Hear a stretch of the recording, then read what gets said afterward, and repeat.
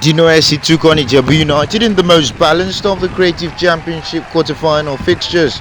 Both sides had ended the first leg 1-1, with the tie still open-ended as ever, and it was the host who was supposed to take the initiative. However, the visitors were more intent on causing havoc as they sought the crucial away goal that would put them into the advantageous position, with strong goalkeeping and astute defending keeping them at bay.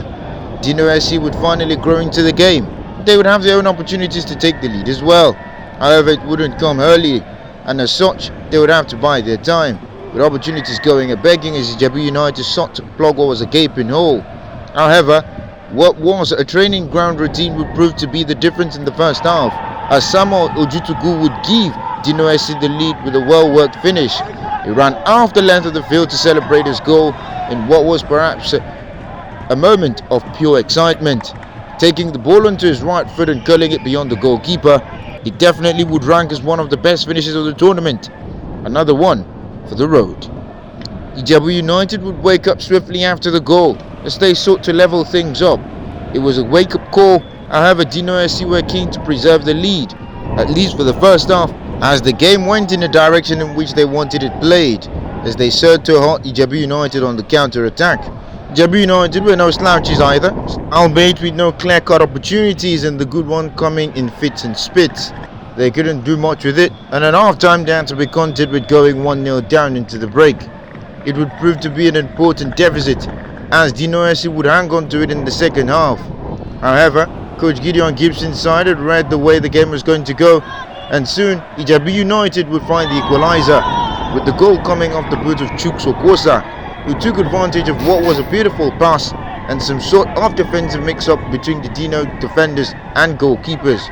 They had strongly failed to read the ball, and the lob was one that nobody could clear off the line, not even the best defender in the world. Dino would take it as a wake-up call and an opportunity to pull away, and soon they went for the jugular as they created opportunities that hurt Ijebu United against the run of play. They would keep creating chances. However, Ijebu United would prove a dangerous proposition themselves against the run of play as well, as in the counter-attacking phase they were a deadly side. They might have lost Ibrahim Jabbar, but Suleiman was definitely one man still at the club. However, the man to decide the game was none of both players, with Oscar Bless, one player who had shown his technique and finesse, firing a shot beyond the goalkeeper to make it 2-1 to Dino SC. They are taking the lead once again and sent Ijebu United on the back foot. Ijebu United would be required to once again do all the work, and now there is not going to be extra time or penalties. In fact, with the away goals rule definitely going to settle things, with Ijebu United getting the equaliser. Ijebu United were pursuing, and it seemed as though they had gotten it. However, Dino would pull further away, and against the run of play, Henry Azimi would increase the advantage to make it 3-1 and extend Dino's cushion. It was a game they'd finally got in control of after laborious effort. Fine finish at the near post, with the goalkeeper getting beaten in the most criminal positions. However, Ijebu United were not done and dusted, and Chukwuokosa would show once again why it was one player to watch out for, with the referee pointing to the spot. Okosa would convert to make the deficit 3-2.